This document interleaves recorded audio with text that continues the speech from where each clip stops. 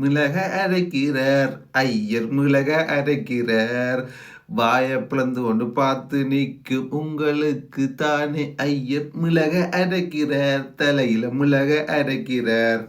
கொஞ்சமாவது சிந்திக்க வேணாம். யாராவது ஒருவராவது கேள்வி கேட்க வேணாம். ஐயாவது என்னன்னு சொல்லி கேட்க வேணாம். இப்படியே வாயை பிளந்து கொண்டு நில்லுங்கோடா அப்பா. இப்படியே வாயை பிளந்து கொண்டு நில்லுங்கோ.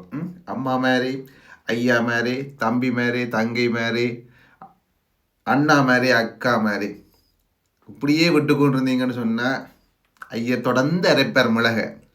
கவனமாக இருங்கோ, தெளிவாக இருங்கோ. சமயத்தில் நடக்கிற புலியான விடயங்களை கேள்வி கேளுங்கோ. பொய்யாயின எல்லாம் போயகளை வந்தருளி. சிவாய நம.